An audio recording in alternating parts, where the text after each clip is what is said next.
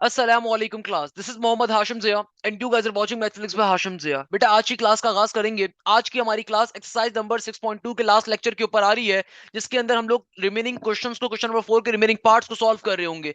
सबसे पहले नंबर के ऊपर हमारे पास क्वेश्चन नंबर 4 का पार्ट नंबर 16 आता है। तो देखिए बेटा, ये क्वेश्चन मुझसे क्या कह रहा है। ये क्वेश्चन मुझसे कहता है इंटीग्रेशन cosec की power 4 into 3x into dx।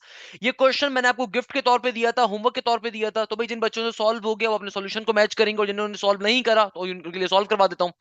बेटा देखो, सबसे पहला काम हमने क्या करना है, क्वेश्चन को एज इट इज एक दफा कॉपी डाउन कर दोगे। देखो इस क्वेश्चन में एग्जामिनर ने आपसे मांगा हुआ क्या है। इस क्वेश्चन में एग्जामिनर आपसे कहता है कि भैया कोसेक के ऊपर पावर आ रही है 4। अब देखो पहला काम जो आप करोगे ना, वो क्या करोगे, सबसे पहले नंबर के ऊपर कोसेक के ऊपर या कॉट के ऊपर या सेक के ऊपर या टेंजेंट के ऊपर कभी भी पावर आ रही होगी आयर, हम उसको ब्रेक डाउन करते हैं। तो बड़ा सिंपल तरीके से इसको ब्रेक डाउन कर दूंगा। किस फॉर्म के अंदर मैं इसको ब्रेक डाउन कर दूंगा भैया, cosec square 3x into cosec square 3x की फॉर्म में। तो देखो सबसे पहले नंबर के ऊपर हमने क्या कर दिया, जो हायर पावर आ रही थी ना उसको ब्रेक कर दिया। क्यों ब्रेक करा, क्योंकि मैं डायरेक्टली इंटीग्रेशन अप्लाई नहीं कर सकता भाई। कॉसेक की पावर 4 के लिए इंटीग्रेशन में थोड़ी फॉर्मूला है। इंटीग्रेशन में या तो कॉसेक का फॉर्मूला है या फिर कॉसेक स्क्वायर का फॉर्मूला है। अब डायरेक्टली कोई फॉर्मूला ही नहीं है कॉसेक की पावर 4 का, इसीलिए पहले पावर्स को ब्रेक किया। अब देखो जब पावर्स को ब्रेक कर दिया तो फाइनली ये दो डिफरेंट फंक्शंस बन गए।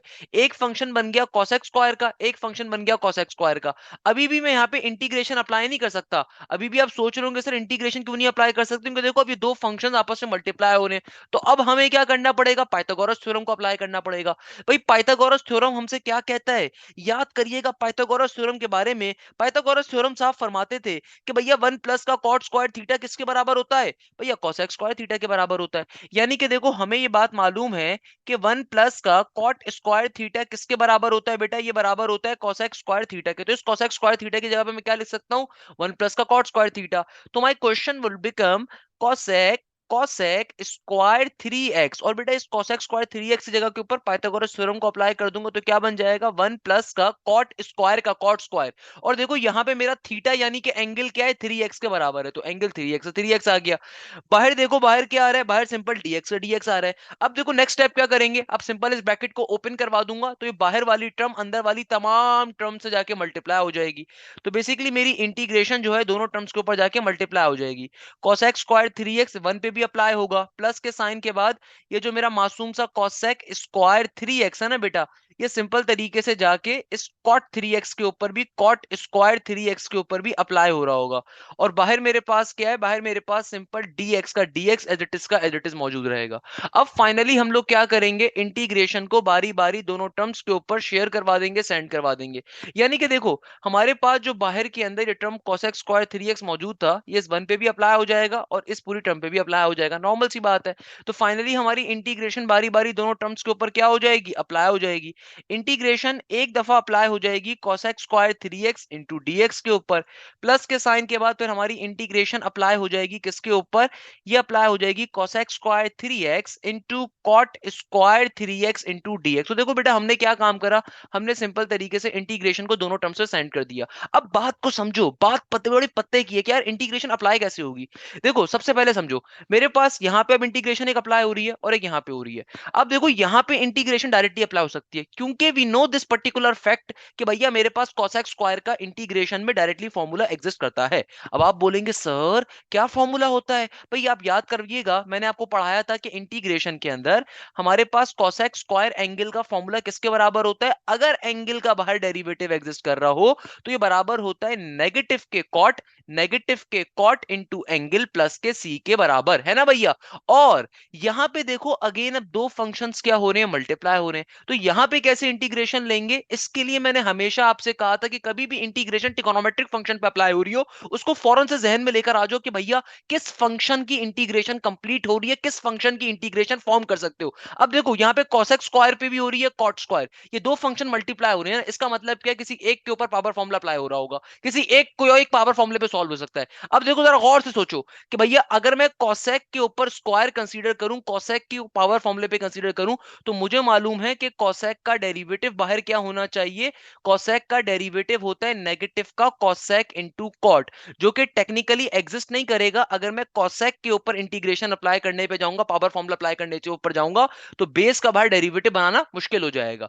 While on the other hand मैं एक और काम करता हूं, मुझे मालूम है कि अगर मैं कॉट पे पावर कंसीडर करते हुए कॉट के ऊपर इंटीग्रेशन अप्लाई करूंगा तो कॉट का डेरिवेटिव बाहर बनाना पड़ेगा बेस का डेरिवेटिव, जो कि किसके बराबर होता है, ये बराबर होता है नेगेटिव के cosec स्क्वायर एंगल के, यानी कि जो बाहर एग्जिस्ट भी कर रहा है मेरे पास। तो सिंपल तरीके से मुझे क्या करना होगा, एक तो एंगल का डेरिवेटिव लाना है, एक नेगेटिव साइन लाना है, तो कॉट का डेरिवेटिव, कॉट की इंटीग्रेशन पॉसिबल हो जाएगी। ये बात समझ में आती है मैंने क्या कही है? देखो ये बात जो मैंने कही है बिलियन डॉलर्स की कही है, कि देखो एक अच्छा बच्चा वो होता है जो क्वेश्चन को एनालाइज करे। ये जो मैंने आपको एनालाइज करने का तरीका बताया है, ये बहुत इंपॉर्टेंट तरीका है कि भाई डायरेक्टली जो है ना, हमने कभी क्वेश्चन सॉल्व करने पे नहीं जाना होता। कभी भी डायरेक्टली एक गलत बच्चा की अप्रोच होती है कि डायरेक्टली जो इंटीग्रेशन दिखी दे मारा 4.5, इंटीग्रेशन अप्लाई करने में चला जाता है। अच्छा बच्चा विद इन सेकंड्स के अंदर कुछ चीजों को एनालाइज करता है कि यार देखो यहाँ पे तो इंटीग्रेशन सिंपल cosec स्क्वायर पे हो रही है, तो उसको पता है कि cosec स्क्वायर का फॉर्मूला एग्जिस्ट करता है, सिर्फ एंगल बाहर एग्जिस्ट नहीं कर रहा, तो एंगल को लेकर आ जाएगा, मसले की बात नहीं है। मगर यहां पे अगर मैं देखूं तो दो फंक्शंस आ रहे हैं डिफरेंट। अब जाहिर सी बात है, दो फंक्शंस मल्टीप्लाई हो रहे हैं, तो मल्टीप्लिकेशन फॉर्मूला तो इंटीग्रेशन नहीं होता। तो इसका मतलब क्या, दोनों में से किसी एक पे पावर फॉर्मूला अप्लाई करूंगा, और दूसरा वाला जो फंक्शन होगा वो as a derivative act create कर रहा होगा, वो एज अ डेरिवेटिव आ रहा होगा। तो मेरे जहन में फौरन आ गया कि यार अगर cosec के ऊपर पावर फॉर्मूला अप्लाई करूंगा, तो cosec का डेरिवेटिव बाहर cosec इंटू कॉट होना चाहिए, जो कि टेक्निकली इंपॉसिबल है। वाइल अगर कॉट के ऊपर पावर फॉर्मूला अप्लाई करूंगा इंटीग्रेशन का, तो कॉट का बाहर डेरिवेटिव नेगेटिव का cosec स्क्वायर इनटू एंगल होना चाहिए, जो कि टेक्निकली एग्जिस्ट भी कर रहा है, खाली फंक्शन का कांस्टेंट का डेरिवेटिव नहीं है जो लेकर आ जाएंगे। ये बात समझ में आती है? ये विद इन सेकंड में एनालाइज करना होता है। तो भाई इंटीग्रेशन जिनको मुश्किल लगती है ना, वो इसलिए मुश्किल लगती है, वो बेसिक एनालाइजिंग स्किल्स नहीं होती उनके पास, उनके टीचर्स ने उनको इस तरीके से पढ़ाया नहीं होता। तो अब देखो सबसे पहले नंबर के ऊपर मैं यहाँ पे एंगल्स का डेरिवेटिव कंप्लीट करवा लेता हूँ। तो बेटा मुझे पता है यहाँ पे 3x का बाहर डेरिवेटिव होना कंपलसरी है, अगर मुझे यहाँ पे cosec स्क्वायर का फॉर्मूला अप्लाई करना है इंटीग्रेशन का। तो भैया 3x का डेरिवेटिव 3 होगा, तो 3 से मल्टीप्लाई 3 से डिवाइड। तो भैया देखो यहाँ पे क्या आ गया बेटा, यहाँ पे आ जाएगा simple cosec square into 3x into 3, और बाहर dx का dx as it is, plus का साइन एज इट इज। यहाँ पे भी मुझे बाहर चूंकि 3 चाहिए होगा, तो डायरेक्टली मैं 3 से डिवीजन 3 से मल्टीप्लाई करके लेकर आ जाता हूँ। और चूंकि मुझे मालूम है कि मैं कॉट के ऊपर फॉर्मूला अप्लाई करूंगा, I will be going to apply the power formula on the cot, since cot का बेस का बाहर डेरिवेटिव मेरे पास कंप्लीट हो रहा है, और ये क्या है, cosec स्क्वायर एंगल। अच्छा एक चीज और जो हमें अपने जहनों में रखनी है, इसको मैं आगे शिफ्ट कर देता हूं, कि बेटा मुझे मालूम है कॉट का क्या होता है, मेरे पास डेरिवेटिव नेगेटिव का cosec स्क्वायर होता है, तो मुझे यहाँ पे नेगेटिव का साइन भी चाहिए होगा। तो देखो मैंने नेगेटिव 3 से डिवाइड करवाया, नेगेटिव 3 से मल्टीप्लाई करवाया, तो एक 3 को मैं ऊपर वाले 3 को मैंने अंदर भेज दिया नेगेटिव साइन के साथ, ताकि ऊपर डेरिवेटिव कंप्लीट हो जाए। इससे फायदा क्या हुआ, देखो इस स्टेप से फायदा क्या हुआ, अब पूरी बात समझो, किसी बच्चे को स्टेप अगर समझ में नहीं आया। देखो सबसे पहले नंबर के ऊपर तो मैंने इस टर्म का डेरिवेटिव कंप्लीट करवाया, क्योंकि cosec स्क्वायर का डायरेक्टली इंटीग्रेशन में फॉर्मूला होता है, तो एंगल का डेरिवेटिव बनाना जरूरी था, उसके बगैर फॉर्मूला अप्लाई नहीं कर सकते, तो इसलिए एंगल का डेरिवेटिव लेकर आए, मल्टीप्लाई डिवाइड करके। और यहाँ पे देखो चूंकि मेरे पास दो फंक्शन आ रहे थे, अब कॉट के ऊपर पावर आ रही है और cosec पे भी, तो मुझे पता था कॉट के ऊपर जो पावर आ रही है, यहाँ पे इंटीग्रेशन का पावर फॉर्मूला अप्लाई करना निस्बतन आसान है, क्योंकि कॉट का बाहर डेरिवेटिव एग्जिस्ट करता था, क्या होता है, नेगेटिव का cosec स्क्वायर, तो cosec स्क्वायर तो था, नेगेटिव नहीं था, और फिर एंगल का डेरिवेटिव 3 भी नहीं था, तो हम नेगेटिव 3 से मल्टीप्लाई डिवाइड करके लेकर आ गए। अब हम इसको सिंप्लीफाइड फॉर्म में लेकर चले जाएंगे, और फिर सब्स्टिट्यूशन मेथड भी अप्लाई कर देंगे। देखो यहाँ पे चूंकि डायरेक्टली मेरी इंटीग्रेशन अप्लाई हो रही है, तो यहाँ पे मैं डायरेक्टली इंटीग्रेशन अप्लाई कर दूंगा, तो ये बन गया 1/3 का 1/3। और cosec स्क्वायर का इंटीग्रेशन में फॉर्मूला क्या होता है बेटा, cosec स्क्वायर का इंटीग्रेशन में सिंपल फॉर्मूला बराबर होता है हमारे पास, सिंपल तरीके से किसके बराबर होता है भाई, cosec स्क्वायर का जो फॉर्मूला होता है, ये बराबर होता है हमारे पास नेगेटिव के कॉट इंटू एंगल के। तो मेरा यहाँ पे एंगल क्या, जो भी cosec स्क्वायर के साथ एंगल है वो एज इट इज यहाँ पर आ जाएगा। आगे नेगेटिव का 1/3 एज इट इज का एज इट इज, और अब फाइनली इस टर्म को सिंप्लीफाई करना है। अब कैसे सिंप्लीफाई करेंगे, ये टर्म फिलहाल एज इट इज की एज इट इज रहने देंगे, क्योंकि यहाँ पे तो मेरा बेटा देखो पावर फॉर्मूला अप्लाई हो रहा है, तो जाहिर सी बात है यहाँ पे हम इसको सब्स्टिट्यूशन मेथड के ऊपर सॉल्व कर रहे होंगे। तो इस टर्म को मैं अभी नहीं छेड़ता, इस टर्म को हम एज इट इज रहने देंगे, इस टर्म को हम नहीं छेड़ना। सही है ना बेटा? अब देखो क्या काम करेंगे, अब फाइनली सब्स्टिट्यूशन मेथड को अप्लाई करूंगा। सर आपने यहाँ पे क्यों नहीं सब्स्टिट्यूशन मेथड अप्लाई करा? किसी बच्चे के जहन में क्वेश्चन आ सकता है, सर इसको भी सब्स्टिट्यूशन मेथड पे कर देते। तो बेटा उसके पीछे रीजन ये था कि देखो यहाँ पे मेरा जिस फंक्शन का डेरिवेटिव डायरेक्टली बन रहा है, जबकि यहाँ पे कॉट का बाहर डेरिवेटिव है, तो जिस फंक्शन का डेरिवेटिव बन रहा होता है ना, उसको सब्स्टिट्यूट करवाते हैं। मैंने आपको ये बात पहले भी बताई थी कि देखो जिस फंक्शन का डेरिवेटिव बाहर कंप्लीट हो रहा होता है, हम उसको हमेशा सपोज करवाते हैं। अब देखो यहाँ पे 3x का बाहर डेरिवेटिव बन रहा है 3, और यहाँ पे कॉट 3x का बाहर डेरिवेटिव बन रहा है, तो जिस फंक्शन का बाहर डेरिवेटिव बन रहा होता है उसको सपोज करवाते हैं ना। तो अब देखो इसके ऊपर तो डायरेक्टली इंटीग्रेशन अप्लाई हो सकती थी, इसलिए हमने डायरेक्टली इंटीग्रेशन अप्लाई कर दी। इस पे चूंकि डायरेक्टली भी अप्लाई नहीं हो सकती थी, इसने सपोज करवा के कर लिया। तो भाई let y is equal to cot 3x, let y is equal to cot 3x। और दूसरी बात, एक और चीज, आपको क्वेश्चन में थ्रू आउट एक ही टर्म को सपोज करवाना होता है। अगर आप यहां पे देखो तो यहाँ पे 3x एक अलग टर्म थी जिसका फंक्शन का बाहर डेरिवेटिव बन रहा था, और यहाँ पे cot 3x का बाहर डेरिवेटिव बन रहा था। तो जाहिर सी बात है जो मेरे पास मुश्किल टर्म है मैं उसको सपोज करवाऊंगा। तो भैया अब सिंपल तरीके से हम क्या ले लेंगे, डेरिवेटिव अप्लाई कर देंगे विद रिस्पेक्ट टू x। तो बेटा हमारे पास सिंपल dy बाई dx की वैल्यू क्या आ जाएगी, cot का डेरिवेटिव में फॉर्मूला होता है सिंपल तरीके से नेगेटिव का cosec स्क्वायर, नेगेटिव का cosec स्क्वायर। और हमें मालूम है जो भी cot के साथ एंगल आ रहा है as it is cosec square के साथ भी आ जाएगा।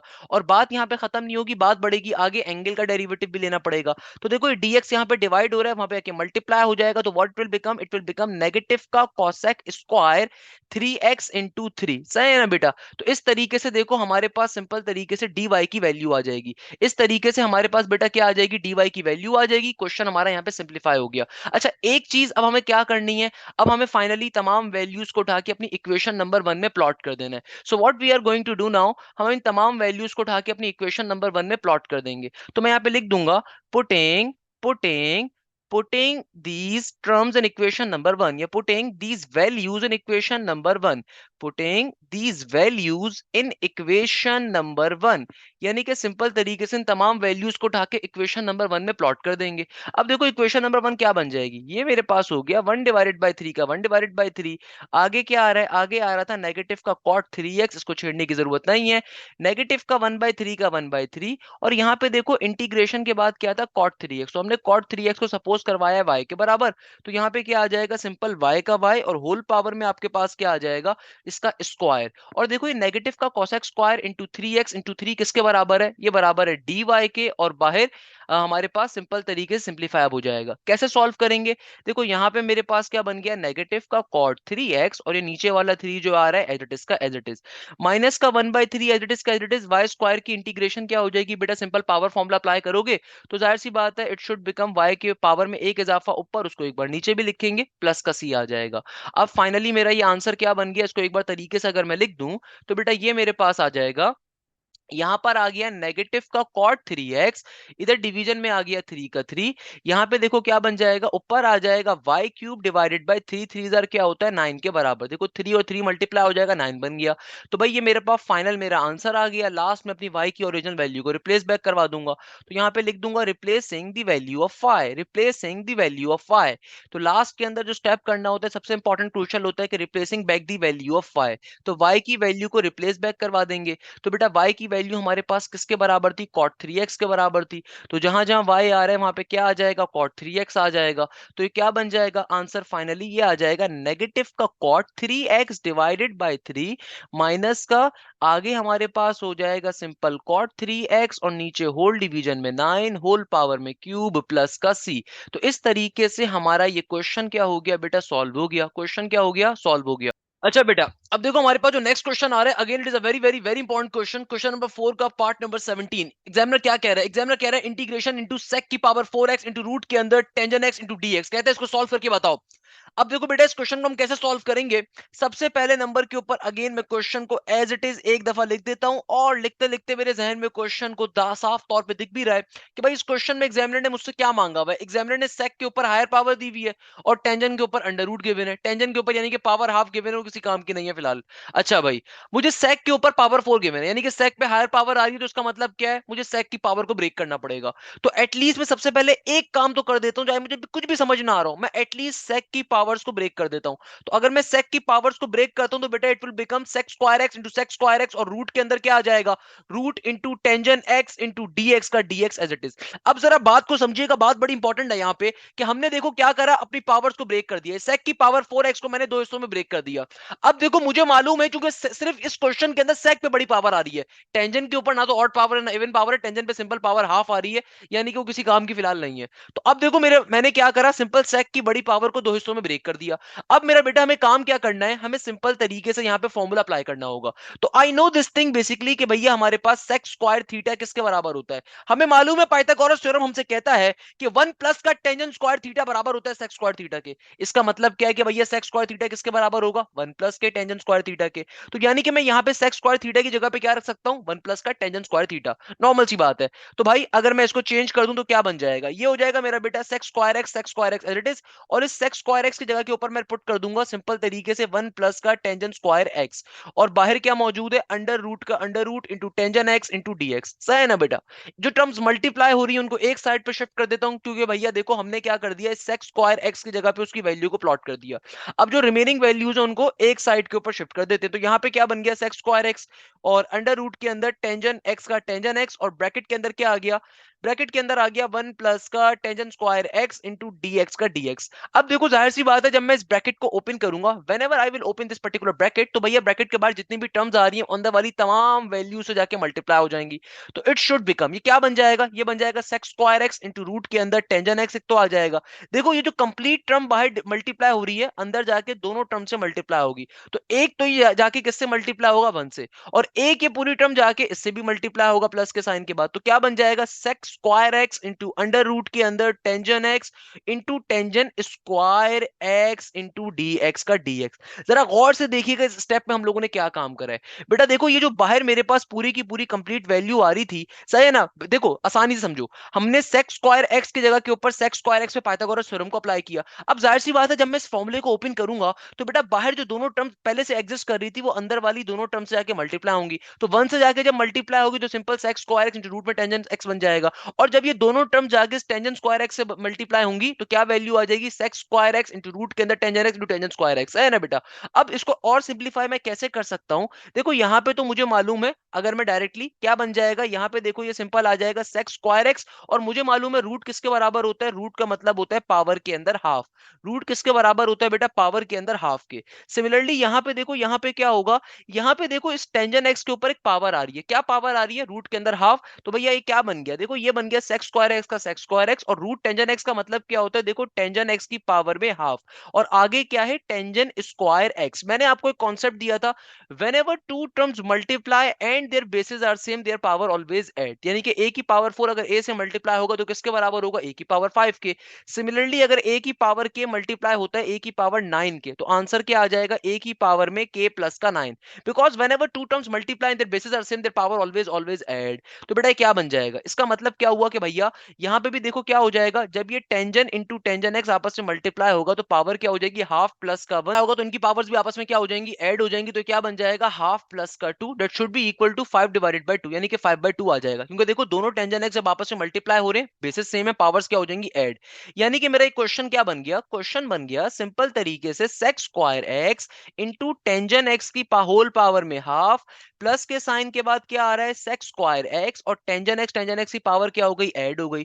किसके बराबर आ जाएगी बेटा, ये आ जाएगी पावर के अंदर 5 डिवाइडेड बाय 2 इंटू डीएक्स का डीएक्स एज इट इज। अब मैं सिंपल तरीके से फाइनली यहां पे अपनी इंटीग्रेशन को अप्लाई कर सकता हूं। Now I can apply the integration on individual terms. अब मैं फाइनली ब्रैकेट को ओपन करवाऊंगा और इंटीग्रेशन को अप्लाई करवाऊंगा। देखो कोई मुश्किल स्टेप नहीं है, इससे मुश्किल क्वेश्चन हम ऑलरेडी कर चुके हैं। इस क्वेश्चन में क्या कॉन्सेप्ट है कि भाई सेक के ऊपर बड़ी पावर आ रही थी, हमने सिंपल तरीके से क्या करा, वो जो पावर आ रही थी हमने उसको ब्रेक डाउन कर दिया दो इंडिविजुअल टर्म्स के अंदर। अब मैंने नेक्स्ट स्टेप जो काम किया वो बड़ा सिंपल सा स्टेप था कि भाई मैंने सिंपल तरीके से ये जो मेरे पास सिंपली हमारे पास यहाँ पे सेक स्क्वायर वाली वैल्यू आ रही थी, हमने इसको ओपन करवा दिया।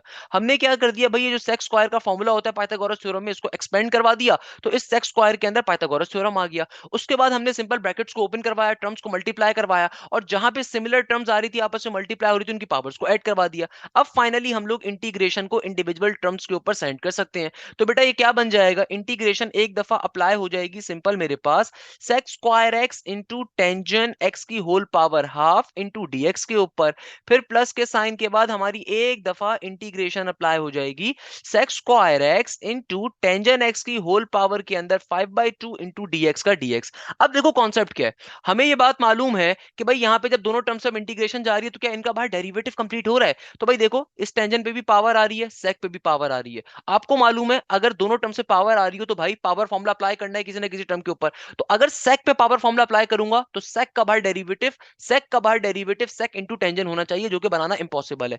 While on the other hand अगर मैं टेंजन के ऊपर इंटीग्रेशन का पावर फॉर्मूला अप्लाई करता हूं तो टेंजन का बाहर derivative sec square x directly exist करता है। सिमिलरली यहां पे भी टेंजन का derivative sec square x exist कर रहा है। इसका मतलब इसको मैं इक्वेशन नंबर 1 का नाम दे दूंगा और सिंपल तरीके से जिस फंक्शन का बाहर डेरिवेटिव एग्जिस्ट कर रहा है उसको सपोज करवा लूंगा।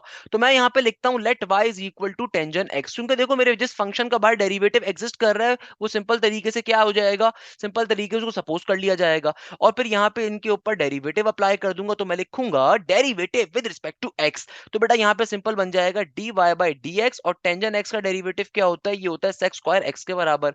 तो बेटा dx देखो यहाँ पे डिवाइड हो रहा है, वहां पे आके मल्टीप्लाई हो जाएगा, तो it should become dy is equal to sec square x into dx का dx एज इट इज, है ना बेटा। तो हमारे पास सिंपल ये dy की वैल्यू आ गई, सिंपल तरीके से dy की क्या आ गई, वैल्यू आ गई। इसको उठा के इक्वेशन नंबर 1 में हमें प्लॉट करवा देना है। तो क्या बन जाएगा, देखो हमारे पास सिंपल तरीके से हमने टेंजन x को सपोज करवाया है y के बराबर, तो y की पावर के अंदर हाफ आ गया, यानी कि इक्वेशन नंबर 1 बिकम्स y की पावर में हाफ का हाफ, और मुझे मालूम है sec square x into dx किसके बराबर है, ये बराबर है dy के, प्लस का sign as it is integration का सिंबल, सही है ना। अब देखो अगेन मेरे पास यहाँ पे क्या हो रहा है, टेंजन x की वैल्यू किसके बराबर है, y के बराबर है, होल पावर में आ गया 5/2 और sec square x into dx किसके बराबर है, dy के बराबर आ गया। अब मैं सिंपल यहाँ पे इंटीग्रेशन को अप्लाई कर सकता हूँ। तो बेटा देखो इंटीग्रेशन मुझे, अब हम सिंपल तरीके से यहाँ पे इंटीग्रेशन को अप्लाई कर सकते हैं। देखो इंटीग्रेशन मुझसे क्या कहती है, इंटीग्रेशन मुझसे कहती है सिंपल तरीके से पावर फॉर्मूला अप्लाई होगा। सिंपल तरीके से क्या करेंगे बेटा, पावर में एक इजाफा करेंगे ऊपर, उसको एक दफा नीचे भी लिख देंगे। सेम काम आगे होगा कि भैया यहाँ पे y की पावर हाफ पे मैंने इंटीग्रेशन ले ली, प्लस के साइन के बाद बेटा यहाँ पे भी सेम काम करेंगे, पावर फॉर्मूला अप्लाई करेंगे, पावर में करेंगे एक इजाफा ऊपर, उसको एक दफा नीचे भी लिख देंगे, प्लस के सी पे सॉल्व हो गया। इसको अब आप बैठ के सिंप्लीफाई करवा लोगे तो क्या बन जाएगा, देखो बेटा अगर मैं इसको सिंप्लीफाई करवाऊंगा तो इट शुड बिकम, ये बन जाएगा y की पावर में 3 डिवाइडेड बाई 2, और देखो होल डिवीजन में क्या आ जाएगा 3/2, प्लस के साइन के बाद 5/2 प्लस का 1 क्या होता है, 5/2 प्लस का 1 7/2 बन जाएगा। तो यहाँ पे ये हो जाएगा y की पावर में 7/2 और होल डिवीजन में भी 7/2 प्लस का c एज इट इज। इसको सिंप्लीफाई कैसे करवाएंगे, मैथ्स का बेसिक कॉन्सेप्ट है, एक से ज्यादा टर्म्स अगर कभी भी मैथ्स में डिवाइड हो रही हो, सबसे नीचे वाली टर्म नीचे से ऊपर जाकर रेसिप्रोकेट फॉर्म में लिखी जाती है, तो it should become 2/3 into y की पावर में 3/2 प्लस के साइन के बाद ये बन जाएगा 2/7 इंटू वाई की पावर के अंदर 7/2 प्लस का सी एज इट इज का एज इट इज। ये मेरा फाइनल आंसर आ गया। लास्ट स्टेप क्या होता है हमारा कि भैया सिंपल वाई की जो वैल्यूज थी उनको वहां पे रिप्लेस बैक करवाना होता है। तो यहाँ पे आप बेशक लिख दोगे replacing back the value of y, तो लास्ट में मैं क्या लिखूंगा, replacing back the value of y. तो लास्ट स्टेप मेरा क्या होगा सिंपल तरीके से कि भैया मैं वाई की वैल्यू को रिप्लेस बैक करवा दूंगा। तो क्या लिखेंगे, replacing back the value of y, replacing back the value of y, यानी कि वाई की वैल्यू को सिंपल रिप्लेस बैक करवा देंगे। तो बेटा क्या बन गया 2/3 का 2/3, देखो y की वैल्यू किसके बराबर है, it is equal to tangent x, whole power में क्या है सिंपल 3/2 का 3/2 प्लस का साइन आगे क्या है 2/7, y की जगह पे क्या आ जाएगा again tangent x, whole power में क्या है 7/2 प्लस का c। हमारा क्वेश्चन क्या हो गया, परफेक्टली सॉल्व हो गया। हमारा बेटा क्वेश्चन क्या हो गया, सिंपल तरीके से परफेक्टली सॉल्व हो गया और इस तरीके से हमारा पर्टिकुलर आंसर आ गया। मुझे बताइए इस क्वेश्चन में क्या मसले की बात है भाई, क्या प्रॉब्लम की बात है। देखो लोग कहते हैं इंटीग्रेशन मुश्किल है, तो भाई इंटीग्रेशन इसमें क्या मुश्किल है बताओ, आसान है कि नहीं आसान। आप बोलोगे सर आसान है, अरे भाई आसान नहीं है, आसान बनाया गया है। तो भाई अपने कोचिंग के अपने कॉलेज के ग्रुप में लाजमी तौर के ऊपर लेक्चर के लिंक को शेयर करना है, लाइक करना है, सब्सक्राइब करवाना है भैया अपने दोस्तों से, अपने जानने वालों से, अपने फ्रेंड्स से, अपने फैमिली मेंबर से, सही है ना बेटा। अब देखो नेक्स्ट क्वेश्चन आ रहा है, again it's a very very very crucial question, very important question, discussion number 4 part number 8। Examiner कहता है integration cot 2x into cosec की power 4 2x into dx। Examiner कहता है इस क्वेश्चन को आपने क्या करना है, सॉल्व करके बताना है। कैसे सॉल्व करेंगे बेटा इस क्वेश्चन को, देखो बहुत सिंपल स्टेप है। आपसे एग्जामिनर क्या कह रहे हैं, इस क्वेश्चन को सॉल्व करना है। देखो अगेन हमारी सेम स्ट्रेटेजी होगी, मुझे साफ तौर पे दिख रहा है कि इस क्वेश्चन के अंदर मेरे पास एक आ रहा है cot 2x, दूसरा आ रहा है cosec की पावर 4 2x into dx। तो पहला काम क्या करूंगा, जो हायर पावर आ रही है उसको ब्रेक कर दूंगा। उससे भी पहला काम क्या होगा, अच्छे बच्चे की तरह क्वेश्चन को एज इट इज एक दफा लिखना। देखो बेटा मैं एक एक स्टेप आपको करके सिर्फ इसलिए दिखाता हूं कि आपके 100 और 100 नंबर आने चाहिए। खुदारा याद रखिएगा बेटा, मैं दूसरे टीचर्स की तरह बैठ के सिर्फ आपको डायरेक्टली कॉन्सेप्ट नहीं बता देता भाई, आपको एक एक मेथड स्टेप इसलिए बताता हूं कि भाई याद रखो, स्टेप नहीं करके आओगे बेकार है, क्वेश्चन क्वेश्चन करना ही बेकार गया आपका, स्टेप नहीं करोगे तो इसलिए आपको प्रॉपर्ली स्टेप वाइज क्वेश्चन को सॉल्व करना है। तो भाई सबसे पहले नंबर के ऊपर क्वेश्चन को एडिट एक दफा हमने कॉपी डाउन कर दिया, सेकंड स्टेप के अंदर सॉल्यूशन स्टार्ट होता है। तो अब मैं पावर्स को ब्रेक कर देता हूं, तो देखो कॉस कोसेक के ऊपर पावर 4 आ रही है, तो मैंने क्या करा इसकी पावर्स को ब्रेक कर दिया, तो एक कोसेक स्क्वायर इंटू टीएक्स बन गया, एक मेरे पास बन गया सिंपल तरीके से cosec square into 2x into dx का dx। अब देखो हमने काम क्या करना है, हमने सिंपल तरीके से अब यहाँ पे cosec के ऊपर फॉर्मूला अप्लाई कर देंगे। मेरा बेटा cosec का देखो हमें मालूम है cosec के ऊपर कौन सा फॉर्मूला अप्लाई करेंगे, पाइथागोरस थ्योरम का। हो सकता है कोई बच्चा बोले सर क्या मैं डायरेक्टली इस क्वेश्चन को सॉल्व नहीं कर सकता था, तो बेटा नहीं कर सकते ना, कैसे नहीं कर सकते, उसके पीछे बात समझो कि भाई देखो अगर आप कोसेक के ऊपर हायर पावर कंसीडर भी कर रहे हो, कोसेक का पावर फॉर्मूला भी अप्लाई कर दो, कोसेक के पावर फॉर्मूला भी अगर आप इंटीग्रेशन का अप्लाई करोगे ना, तो बाहर कोसेक का डेरिवेटिव होना चाहिए था कोसेक इनटू कॉट। अब आप बोलते हो सर तो हम इसको ऐसे नहीं सॉल्व कर सकते कि मैं सिंपल तरीके से यहाँ पे कर दूं कोसेक क्यूब कर दूं into cosec 2x into cot 2x। नहीं मेरा बेटा उस सूरत में भी नहीं होगा। कोसेक की पावर 4 2x इंटू dx, चूंकि आपके पास डायरेक्टली सॉल्व करने का ऑप्शन नहीं है, आपको क्या करना है, इसको 4 नंबर्स के लिए सॉल्व करना है, proper step by step solve करना है। तो क्या करेंगे, जो आपके पास हायर पावर आ रही है उसको ब्रेक डाउन कर देंगे। वैसे मैं इनडायरेक्टली एक शॉर्टकट पे सॉल्व कर सकता था, बट यहां पे उसको यूटिलाइज नहीं करना, अल्लाह का वास्ता है कि भाई आप कोसेक की पावर को ब्रेक कर दो, ब्रेक कर दो, कोसेक क्यूब बन जाएगा, और फिर आप बोलो सर वो देखे ना पावर फॉर्मूला अप्लाई करके कोसेक का बार डेरिवेटिव कंप्लीट हो रहा है तो पावर फॉर्मूला अप्लाई कर देते हैं। डायरेक्टली उस मेथड पे सॉल्व नहीं कर सकते मेरा बेटा, इसीलिए क्या करना है, इसको प्रॉपर स्टेप बाय स्टेप करना है। ये क्वेश्चन पेपर के लिए इसलिए इंपॉर्टेंट है, बहुत आता है पेपर के अंदर। अब आपने करना क्या है, देखो जो मेरे पास हायर पावर आ रही है कोसेक के ऊपर, हमने सिंपल तरीके से उसको ब्रेक डाउन करा। ब्रेक डाउन करने का फायदा क्या हुआ, it become cosec square 2x cosec square 2x। अब मैं यहां पे फाइनली पाइथागोरस थ्योरम को अप्लाई कर दूंगा। एज वी नो डेट, हमें मालूम है पाइथागोरस थ्योरम क्या होता है। पाइथागोरस थ्योरम हमसे क्या कहता है मेरा बेटा, बहुत सिंपल सी बात कहता है। ये कहता है कि भाई देखो 1 प्लस का कॉट स्क्वायर एंगल किसके बराबर होता है, ये बराबर होता है सिंपल तरीके से कोसेक स्क्वायर एंगल के। यानी कि मैं सिंपली यहां पे इस फॉर्मूले को अगर अप्लाई करूं तो क्या बन जाएगा, it should become integration cot 2x का कॉट 2x, ये वाला कोसेक स्क्वायर 2x में नहीं छेड़ता, इस वाले कोसेक 2 स्क्वायर x को चेंज कर देंगे तो क्या बन जाएगा, इधर आ जाएगा सिंपल 1 प्लस का कॉट स्क्वायर एंगल। मेरा यहाँ पे एंगल क्या है 2x के बराबर है, और बाहर देखो dx का dx एज इट इज। अब हमने नेक्स्ट स्टेप क्या करना है, नेक्स्ट स्टेप के अंदर सिंपल तरीके से हम क्वेश्चन को अप्लाई कर सकते हैं। नेक्स्ट स्टेप के अंदर हम क्या कर देंगे मेरा बेटा, क्वेश्चन को अप्लाई करवा देंगे, रेप्लिकेट करवा देंगे, यानी कि ब्रैकेट्स को ओपन करवाएंगे तो बाहर वाली टर्म अंदर वाली तमाम टर्म से जाके मल्टीप्लाई हो जाएगी। तो what it will become simply integration का इंटीग्रेशन, आगे आ जाएगा cot 2x into cosec cot 2x into cosec square 2x का 2x। आगे क्या हो जाएगा, देखो आगे आ जाएगा सिंपल पॉजिटिव के साइन के बाद cot 2x का cot 2x, और ये वाली टर्म जब इस cot स्क्वायर 2x से मल्टीप्लाई होगी तो देखो नॉर्मल सी बात है, हमारे पास जब ये cot 2x into cosec square 2x इस cot स्क्वायर 2x से मल्टीप्लाई होगा, wherever two terms multiply their bases are same their power always add, तो ये क्या बन जाएगा, बन जाएगा cot क्यूब। और आगे क्या आ जाएगा, आगे आ जाएगा simple cosec square into 2x into dx का dx। ये फाइनली मेरा सॉल्यूशन आ गया यहां तक का। अब ये क्या काम किया दोबारा समझ लो, देखो ब्रैकेट के बाहर ये दोनों टर्म्स जो मौजूद थी ना, जब मैं ब्रैकेट को ओपन करवाऊंगा एक दफा 1 से जाके मल्टीप्लाई होंगी और एक दफा ये cot स्क्वायर 2x से मल्टीप्लाई होंगी, तो सिंपल तरीके से क्या बन जाएगा, cot जब cot से मल्टीप्लाई होगा तो उनकी पावर्स आपस में ऐड हो जाएंगी और simple cosec square as it is का एज इट इज आ जाएगा। देखो बेटा आपने करना क्या है, हमने सिंपल तरीके से इंटीग्रेशन को दोनों टर्म्स के ऊपर बारी बारी शिफ्ट करवा देंगे। अब कोई मसले की बात ही नहीं है भैया। अब देखो करना क्या है, हम लोगों ने इंटीग्रेशन को बारी बारी दोनों टर्म्स के ऊपर सिंपली शिफ्ट करवा देंगे। तो इंटीग्रेशन हमारे पास एक दफा अप्लाई हो जाएगी इस cot 2x into cosec square 2x into dx के ऊपर। सिमिलरली प्लस के साइन के बाद एक दफा जो हमारे इंटीग्रेशन साहब है वो इस टर्म पे अप्लाई हो जाएंगे cot क्यूब 2x इंटू आगे क्या है, आगे मेरे पास आ रहा है again cosec square 2x into dx का dx। अब देखो अगेन ये चीज जो मैं आपको समझाना चाह रहा था ना, बड़ी इंपॉर्टेंट चीज है। अब जब मैंने इंटीग्रेशन दोनों टर्म्स के ऊपर अप्लाई करवा दी, मुझे साफ तौर पे दिख रहा है कि यहाँ पे दोनों टर्म्स पावर बेस्ड टर्म्स है। जब दोनों टर्म्स पावर बेस्ड टर्म्स है ना, तो इसका मतलब क्या है कि भैया किसी एक पे पावर फॉर्मूला अप्लाई होगा और दूसरी फंक्शन दूसरी वैल्यू उसका एज अ डेरिवेटिव एक्ट कर रही होगी। अब देखो मुझे मालूम है अगर मैं कॉट पे पावर कंसीडर करता हूं तो कॉट का डेरिवेटिव क्या होता है, कॉट का डेरिवेटिव होता है नेगेटिव का कॉसेक स्क्वायर। सिमिलरली अगर मैं यहां पे भी कॉट के ऊपर पावर कंसीडर करता हूं तो उसका डेरिवेटिव बाहर कंप्लीट होना चाहिए, तो उसका डेरिवेटिव क्या होता है, नेगेटिव का कॉसेक स्क्वायर और फिर एंगल का डेरिवेटिव भी। तो यानी कि देखो मुझे साफ तौर पे दिख रहा है कॉट का डेरिवेटिव लेना पॉसिबल होगा। दूसरे नंबर के ऊपर एंगल का डेरिवेटिव अभी एग्जिस्ट नहीं कर रहा, तो पहले वो मल्टीप्लाई डिवाइड करके लेकर आ जाएंगे। भाई सिंपल यहां पे अब आप डेरिवेटिव को कंप्लीट करवा दोगे, तो डेरिवेटिव कैसे कंप्लीट करवाता हूं भैया, नेगेटिव के हाफ से मल्टीप्लाई नेगेटिव के हाफ से डिवाइड, क्योंकि मुझे पता है कॉट का डेरिवेटिव में फॉर्मूला क्या होता है, नेगेटिव का कॉसेक स्क्वायर इनटू एंगल। तो भैया यहां पे cot 2x का cot 2x as it is, एक नेगेटिव साइन मैंने ऊपर भी लेकर आ गया into cosec square 2x into angle का 2 एज इट इज का एज इट इज, जो 2 से मल्टीप्लाई किया नेगेटिव 2 से डिवाइड किया, सही है ना। बाहर dx का dx as it is, plus के साइन के बाद यहां पे भी सेम काम करेंगे, नेगेटिव हाफ से डिवाइड नेगेटिव हाफ से मल्टीप्लाई। तो क्या बन जाएगा, ये हो जाएगा कॉट क्यूब इंटू 2x, आगे क्या हो जाएगा, आगे हो जाएगा सिंपल नेगेटिव का cosec square into 2x into 2 का 2। और देखो बाहर क्या है, बाहर dx का dx एज इट इज। तो बेटा देखो यहाँ पे हमने क्या स्टेप किया, हमने सिंपल तरीके से अपने पर्टिकुलर फंक्शन का बाहर डेरिवेटिव कंप्लीट करवा दिया। cot 2x का भी बाहर डेरिवेटिव कंप्लीट हो गया, और सिमिलरली यहाँ पे भी cot 2x का हमने बाहर डेरिवेटिव कंप्लीट करवा दिया। अब चूंकि हमने दोनों फंक्शन का बाहर डेरिवेटिव कंप्लीट करवा लिया, और जिस फंक्शन का डेरिवेटिव कंप्लीट करवाया उसको सपोज करवा लेंगे y के ऊपर, तो मैं सिंपल तरीके से यहाँ पे लिखूंगा let y is equal to cot 2x, let y is equal to cot 2x, और अब इसका डेरिवेटिव ले लिया जाएगा।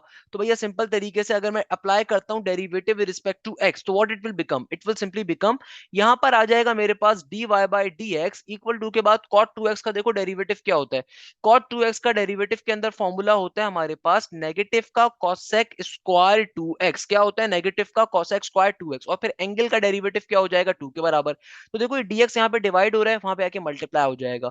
तो dy की वैल्यू किसके बराबर आ जाएगी बेटा, ये आ जाएगी नेगेटिव का cosec स्क्वायर 2x इंटू 2 का 2, और ये dx जो यहाँ पे डिवाइड हो रहा है वहां पे जाके मल्टीप्लाई हो जाएगा। It is a very simple thing, है ना। तो हमारे पास सिंपल तरीके से वैल्यू बन गई। इन तमाम वैल्यूज को उठा के हम लोग इक्वेशन नंबर 1 में प्लॉट कर देंगे। तो बेटा इक्वेशन नंबर 1 हमारी क्या बन जाएगी, तो यहाँ पे लिख देंगे नाउ इक्वेशन नंबर 1 बिकम्स, यानी कि इन तमाम वैल्यूज को उठा के इक्वेशन नंबर 1 के अंदर प्लॉट कर दिया जाएगा। तो इस बात को यहाँ पे हम क्या लिखेंगे, now equation number 1 becomes negative का हाफ एज इट इज का एज इट इज। देखो बेटा यहाँ पे हम क्या करेंगे, सिंपल तरीके से हमने जो वैल्यू सपोज करवाई थी उसको प्लॉट करवा देंगे। तो बेटा देखो सिंपल तरीके से नेगेटिव का हाफ एज इट इज का as it is, equation number 1 क्या बन गई, इंटीग्रेशन का सिंबल cot 2x, हमने cot 2x को y के बराबर सपोज किया हुआ, तो सिंपल cot 2x की जगह पे क्या आ जाएगा, y का y आ जाएगा।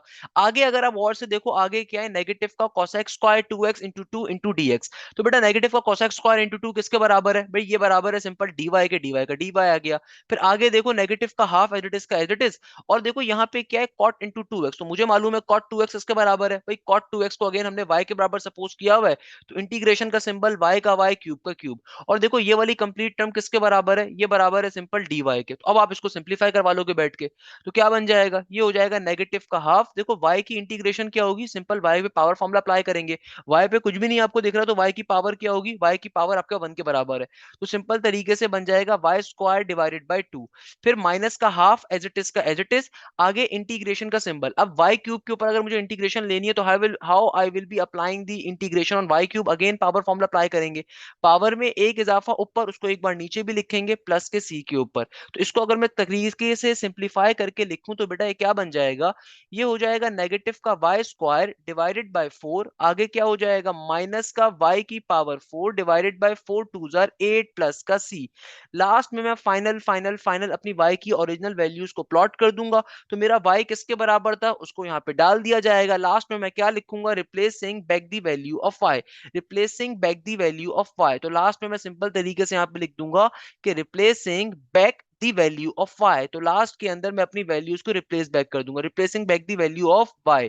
तो मेरा बेटा y की मेरी ओरिजिनल वैल्यू किसके बराबर थी, cot 2x के बराबर थी। तो क्या बन जाएगा, ये हो जाएगा सिंपल हमारे पास cot 2x होल पावर में स्क्वायर डिवाइडेड बाय 4, माइनस का साइन अगेन y की जगह पे क्या आ जाएगा, y की जगह पे आ जाएगा cot 2x होल पावर में 4 डिवाइडेड बाय 8 प्लस का c। तो फाइनली मेरे क्वेश्चन का आंसर ये आ गया, ये फाइनली मेरा बेटा क्या आ गया, मेरे क्वेश्चन का आंसर आ गया। इस तरीके से मेरा क्वेश्चन क्या हो गया, सॉल्व हो गया। ये क्या हो गया मेरा बेटा, हमारा क्वेश्चन सॉल्व हो गया। इस तरीके से हमारे क्वेश्चन का फाइनल फाइनल फाइनल आंसर आ गया कि नेगेटिव का 1 divided by 4 into cot 2x का होल स्क्वायर, या सिंपल आप cot स्क्वायर 2x भी इसको कह सकते हो, माइनस का 1 डिवाइडेड बाय 8 इंटू cot की पावर 4 2x प्लस का c। Simple is that, question क्या हो गया हमारा, सॉल्व हो गया।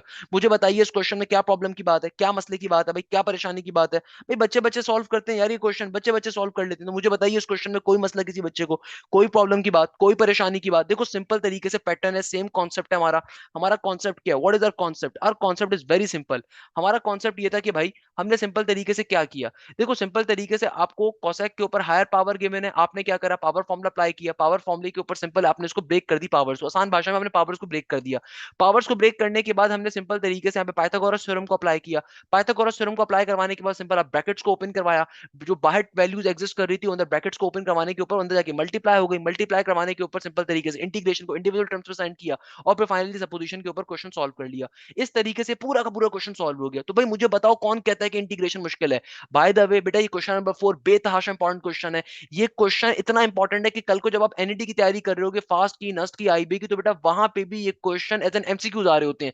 वहां पे ऑब्वियसली सॉल्व करवाने के इनके शॉर्टकट्स होते हैं, वहां पे आप विद इन सेकंड में शॉर्टकट पे सॉल्व कर रहे होते हैं। तो भाई उसके लिए एक न्यू बैच मेरा स्टार्ट हो रहा है 2 फेब से, आप उसको ज्वाइन कर सकते हो। उसमें मैथ्स भी है, फिजिक्स भी है, केमिस्ट्री भी है, इंग्लिश भी है, कंप्यूटर भी है, आईक्यू भी है, बेसिक मैथ्स भी है। Each and everything will be taught. ये नस्ट को टारगेट कर रहा होगा, फास्ट को टारगेट कर रहा होगा, आईबीए को, दाऊद को, कराची यूनिवर्सिटी को, सबको टारगेट कर रहा होगा। तो आइए नेक्स्ट क्वेश्चन पे मूव करते हैं। अब देखो आपके पास जो नेक्स्ट क्वेश्चन हमारे पास आ रहा है क्वेश्चन नंबर 4 का part number 19। Again a very important question but it just like the last question.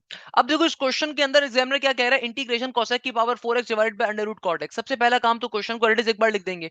Second step के अंदर देखो नीचे एक टर्म डिवाइड हो रही है और उस टर्म के अंदर पावर में अंडर रूट आ रहा है। अंडर रूट का मतलब क्या होता है, पावर में हाफ। तो इस टर्म को नीचे से ऊपर भेज देंगे। देखो ऊपर क्या मौजूद है, ऊपर ऑलरेडी मेरे पास मौजूद है कोसेक की पावर 4x, और ये नीचे वाली टर्म जब नीचे से ऊपर जाएगी तो ऊपर जाके क्या बन जाएगा, कॉट एक्स की होल पावर में नेगेटिव का हाफ।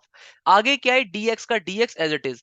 यानी कि हम लोगों ने क्या काम करना है, देखो ऊपर मेरे पास कोसेक की power 4x as it is मौजूद है, नीचे वाली टर्म को नीचे से ऊपर भेज दिया, ऊपर जाके कॉट की पावर नेगेटिव का हाफ हो गई। अब देखो अगेन हम सेम काम करेंगे, कोसेक एक्स को दो हिस्सों में ब्रेक करवा दिया जाएगा बेटा। तो सिंपल तरीके से क्या बन जाएगा भाई, ये बन जाएगा मेरे पास simply cosec square x into cosec square X. यानी कि कोसेक को हमने सिंपली दो हिस्सों में ब्रेक कर दिया क्योंकि कोसेक के ऊपर हायर पावर आ रही है। और देखो आगे क्या मौजूद है, आगे मौजूद है हमारे पास कॉट एक्स की होल पावर में नेगेटिव का हाफ इंटू डीएक्स का डीएक्स। अब देखो बड़ी पावर को आपने ब्रेक कर दिया, अब सिंपल पाइथागोरस थ्योरम को अप्लाई कर देंगे।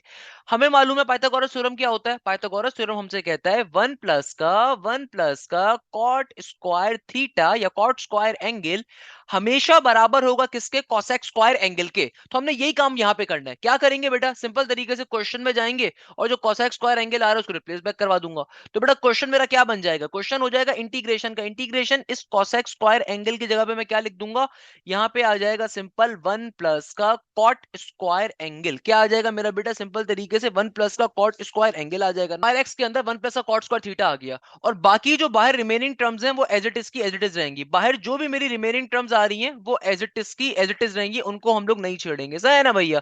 अब देखो काम क्या करना है, सिंपल तरीके से हम लोग इस ब्रैकेट को ओपन करवाएंगे, सिंपल तरीके से इस ब्रैकेट को ओपन करवाएंगे तो बाहर जो भी वैल्यूज है जाहिर सी बात है वो अंदर आके मल्टीप्लाई हो जाएंगी।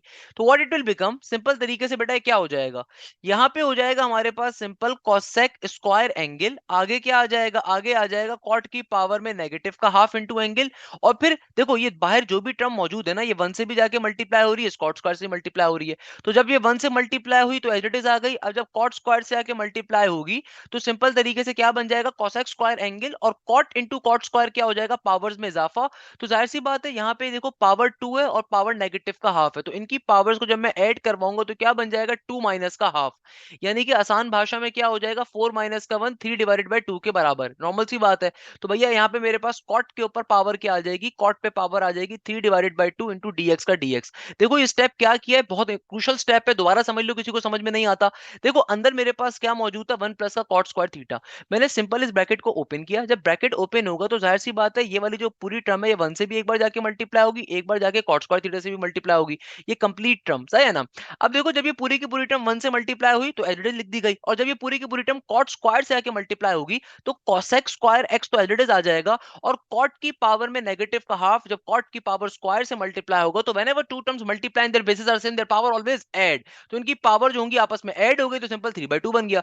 2 माइनस का हाफ क्या हो जाएगा भैया, दो में से अगर आप हाफ को माइनस करोगे it should be equal to 3/2। अब देखो बेटा अब हमारा नेक्स्ट स्टेप क्या होगा, नेक्स्ट स्टेप हमारा बड़ा सिंपल सा होगा। अब आपने क्या करना है, इंटीग्रेशन को बारी बारी दोनों टर्म्स के ऊपर शिफ्ट कर देना है। तो एक दफा जो ये इंटीग्रेशन साहब है ये इस टर्म पे चले जाएंगे, कॉट की पावर में नेगेटिव का हाफ इंटू एक्स, और आगे क्या है, आगे मेरे पास आ रहा है simple cosec square x into dx. एक दफा इंटीग्रेशन इस पे चले जाएंगे, प्लस के साइन के बाद एक दफा इंटीग्रेशन इस टर्म पे आ जाएगा। मैं कॉट को जानबूझ के पहले लिख रहा हूँ, दोनों टर्म मल्टीप्लाई हो रही है, किसी को भी पहले किसी को भी बाद में लिख सकते हो, सही है ना। और बाद में क्या लिख दिया मैंने, cosec square x into dx. तो देखो यहाँ पे हमने क्या स्टेप करा, इंटीग्रेशन को बारी बारी दोनों टर्म्स के ऊपर सेंड कर दिया, सिंपल सी चीज करी, इंटीग्रेशन को बारी बारी दोनों टर्म्स से भेज दिया। अब मुझे साफ तौर पे बताया कि यार कॉट के ऊपर चूंकि पावर आ रही है और कोसेक पे भी ऑल्सो पावर आ रही है, मगर कॉट का डेरिवेटिव कंप्लीट करवाना ज्यादा आसान है, क्योंकि कॉट का डेरिवेटिव डेरिवेटिव होता है नेगेटिव का cos x स्क्वायर, तो नेगेटिव साइन खाली मौजूद नहीं है, -1 से मल्टीप्लाई डिवाइड करके लेकर आएंगे ताकि डेरिवेटिव क्या हो जाए हमारा यहाँ पे कंप्लीट हो जाए। तो बेटा क्या बन गया, कॉट की पावर में नेगेटिव का हाफ एक्स, आगे क्या हो गया, हमने नेगेटिव से मल्टीप्लाई डिवाइड किया था, एक नेगेटिव साइन लेकर आ गए, सही है ना, इंटू डीएक्स का डीएक्स, प्लस का साइन अगेन -1 से मल्टीप्लाई डिवाइड करवाया, इंटीग्रेशन का सिंबल कॉट की पावर में क्या है 3/2 इंटू एक्स का एक्स, तो यहाँ पे क्या हो जाएगा, यहाँ पे सिंपल तरीके से आ जाएगा cos x square x into dx का dx। तो बेटा देखो हमने क्या काम करा, सिंपल नेगेटिव साइन से मल्टीप्लाई डिवाइड किया, तो फाइनली मेरे पास फंक्शन का बाहर यहाँ पे भी डेरिवेटिव आ गया, यहाँ पे भी फंक्शन का बाहर डेरिवेटिव आ गया, नॉर्मल सी बात है, फंक्शन का डेरिवेटिव लेकर आ गए। अब अगेन जब फंक्शन का डेरिवेटिव आ गया तो नेक्स्ट स्टेप क्या होगा, सिंपल तरीके से जिस टर्म का बाहर डेरिवेटिव एग्जिस्ट करता है उसको आप सपोज करवा लोगे। फॉर एग्जाम्पल मेरे पास यहाँ पे कॉट एक्स का बाहर डेरिवेटिव एग्जिस्ट कर रहा है, तो मैं सिंपली कॉट एक्स को सपोज करवा लूंगा वाई के ऊपर। अब इसका डेरिवेटिव अप्लाई करूंगा विद रिस्पेक्ट टू एक्स के ऊपर, डी बाई डी एक्स को अप्लाई करूंगा, dy की वैल्यू को निकालूंगा और सिंपल तरीके से इक्वेशन नंबर 1 में जाके तमाम वैल्यूज को प्लॉट करवाऊंगा। तो इस रिमेनिंग पार्ट को आपने खुद से सॉल्व करना है, सिंपल सी बात है, मैंने ऑल दो पूरे क्वेश्चन करवा दिया है, कुछ भी मुश्किल चीज नहीं है, सिंपल तरीके से सिंपलीफाई करोगे आपका पर्टिकुलरली आंसर आ जाएगा, क्वेश्चन क्या हो जाएगा यहाँ पे सॉल्व हो जाएगा। मैं चलूंगा लास्ट क्वेश्चन के ऊपर, क्वेश्चन नंबर 4 का पार्ट नंबर 20। फाइनली अपने नेक्स्ट क्वेश्चन के ऊपर मूव करेंगे, जो हमारा नेक्स्ट क्वेश्चन आ रहा है ना, क्वेश्चन नंबर 4 का पार्ट नंबर 20। दिखने में बहुत छोटा सा क्वेश्चन लग रहा है, but believe me this question is $1,000 trillion question. ये क्वेश्चन ना सिर्फ आपके एमसीक्यूज के लिए बेतहाशा इंपॉर्टेंट है, बल्कि कल को जब एप्टीट्यूड साइड पे जाओगे तो वहां पे नस्ट के अंदर, फास्ट के अंदर, एनईडी के अंदर ये क्वेश्चन बहुत आपको मिलेगा, दाऊद के अंदर, केयू के अंदर, फास्ट के अंदर। भाई इस क्वेश्चन के अंदर लॉजिक क्या यूज हो रही है समझना जरूरी है। 4 नंबर में ऑब्वियसली क्वेश्चन नहीं आएगा, मगर एमसीक्यूज में आने के बहुत चांसेस हैं, प्लस एप्टीट्यूड के अंदर भी। एग्जामिनर कह रहा है इंटीग्रेशन रूट के अंदर 1 + cos x। अब आप कुछ भी कर लो, यहाँ पे इंटीग्रेशन डायरेक्टली अप्लाई कर ही नहीं सकते बेटा। क्यों नहीं अप्लाई कर सकते, क्योंकि देखो यहाँ पे कंप्लीट टर्म के ऊपर क्या आ रहा है, अंडर रूट आ रहा है। अब आपको मालूम है कि भाई कंप्लीट टर्म के ऊपर अगर अंडर रूट आ रहा है तो इसका मतलब क्या है, अंडर रूट एक पावर के बराबर होता है। मगर मैं इंटीग्रेशन का पावर फॉर्मूला अप्लाई नहीं कर सकता, क्योंकि मेरे पास जो बेस है इसका बाहर डेरिवेटिव नहीं है। 1 + cos x का डेरिवेटिव क्या होगा, माइनस का साइन x बाहर होना चाहिए, बाहर एग्जिस्ट नहीं कर रहा, तो इसका मतलब क्या, सॉल्व भी नहीं कर सकते। जब नहीं सॉल्व कर सकते तो हमें कुछ बेसिक कॉन्सेप्ट्स मालूम होने चाहिए जो यहाँ पे अप्लाई होंगे। मैं आपको दो फॉर्मुलाज पढ़ाऊंगा, ये दोनों फॉर्मुलाज ट्रिगोनोमेट्री में भी बहुत इंपॉर्टेंट है। कल को जब एप्टीट्यूड मुझसे पढ़ोगे ना इंशाल्लाह ताला, कल को जब एप्टीट्यूड मुझसे डिस्कस करोगे तो भाई एप्टीट्यूड के अंदर भी ये जो दो फॉर्मुलाज होते हैं ट्रिगोनोमेट्री के टॉपिक में भी बड़े इंपॉर्टेंट होते हैं। ये हाफ एंगल फॉर्मुलाज की एडवांस फॉर्म होती है। सर क्या मतलब, आपकी बात समझ में नहीं आई? तो भाई मैं आपके सामने पहले दो फॉर्मुलाज देखता हूं, फिर इन्हें एक्सप्लेन भी कर देता हूं। Always remember this thing, 2 cos θ/2 हमेशा किसके बराबर होता है, ये बराबर होता है कभी भी रूट के अंदर अगर 1 का cos θ आ रहा हो, ये बराबर होता है किसके, 2 cos θ/2 के। सिमिलरली मेरे पास एक और वैल्यू होती है, ये कहलाती है 2 sin θ/2, और ये हमेशा बराबर होगी कभी भी रूट के अंदर अगर 1 - का cos θ आ जाए। अब आप सोच रहे होंगे सर ये फॉर्मूला कैसे बना, सर हाफ एंगल या डबल एंगल के जो फॉर्मुलाज होते हैं ना, उसमें ये फॉर्मूला होता है cos θ बराबर है किसके, लेट सपोज cos θ बराबर होता है 1 - के 2 sin² θ/2 के। cos थीटा किसके बराबर होता है, 1 - के 2 sin² θ/2 के। तो अगर मैं इसी फॉर्मूले को थोड़ा रिफ्रेश करूं, माइनस वाली वैल्यू को इस तरफ भेज दूं, cos वाली वैल्यू को इधर भेज दूं, तो मेरा फॉर्मूला क्या बन जाएगा, फॉर्मूला देखो बन जाएगा 2 sin² θ/2 इक्वल टू के बाद क्या आ गया, 1 - का cos θ। अब जब मैं अंडर रूट लूंगा तो क्या फॉर्मूला बन जाएगा, ये वाला बन जाएगा। सिमिलरली अगर मैं इसी फॉर्मूले को थोड़ा सा और एडवांस कर दूं कि लेट सपोज मैं आपसे कहता हूं मेरे पास cos θ का या cos का एक और हाफ एंगल या डबल एंगल फॉर्मूला क्या होता है, तो ये बराबर होता है सिंपल तरीके से किसके, ये बराबर होता है 2 cos² θ/2 -1 के। तो -1 को अगर मैं दूसरी तरफ भेजूं तो वहां पे जाके क्या बन जाएगा, ये हो जाएगा cos θ प्लस का 1 किसके बराबर आ गया, ये बराबर आ जाएगा 2 cos² θ/2 के। तो अब मैं अगर दोनों तरफ अंडर रूट लूंगा तो मेरे पास अल्टीमेटली यही फॉर्मूला बन रहा होगा। तो याद रखिएगा ये जो दो फॉर्मुलाज मैंने आपके सामने लिखे हैं ना, these two formulas are extremely important बेटा। ये तो ट्रिगोनोमेट्री में भी बहुत इंपॉर्टेंट होते हैं, इनके ऊपर बहुत एमसीक्यूज आते हैं एप्टीट्यूड लेवल के ऊपर, नस्ट के अंदर, फास्ट के अंदर, एनईटी के अंदर, यूईटी के अंदर। These are the extremely important formulas. अब देखो यहाँ पे इस क्वेश्चन में हमने यही कॉन्सेप्ट यूज करना है। अपने ओरिजिनल क्वेश्चन के ऊपर आ जाओ, अगर मुझे इस क्वेश्चन को सॉल्व करना है तो भाई देखो कभी भी आपके पास दुनिया के अंदर रूट के अंदर 1 + cos θ या cos एंगल आ जाए तो किसके बराबर होगा, यहाँ पे हम इसको यूज कर लेंगे। भाई रूट के अंदर 1 + cos θ बराबर होता है किसके, ये बराबर होता है 2 cos θ। थीटा का मतलब एंगल, एंगल क्या है, एक्स है, तो एक्स डिवाइडेड बाय 2 एंगल का फॉर्मूला है, सही है ना, ये एंगल है पूरा। इनटू बाहर क्या है, dx का dx एज इट इज। अब आपको इसको सिंपलीफाई करना है, तो देखो सिंपलीफाई कैसे करोगे, 2 तो कांस्टेंट टर्म यहाँ पे आ रही है, पहले वाले 2 को मैं बाहर निकाल देता हूँ इंटीग्रेशन से। तो इंटीग्रेशन सिंपल तरीके से अप्लाई किस पे हो रही है, cos angle by 2 into dx का dx। अब देखो मुझे यहाँ पे बहुत सिंपल सी चीज है, मुझे यहाँ पे क्या लेना है, इसको सिंपलीफाई करना है, सॉल्व करना है। कैसे सॉल्व करूंगा, अब बच्चे बोलेंगे सर डायरेक्टली इंटीग्रेशन को अप्लाई कर दें है ना, तो बेटा इंटीग्रेशन अभी डायरेक्टली अप्लाई नहीं कर सकते।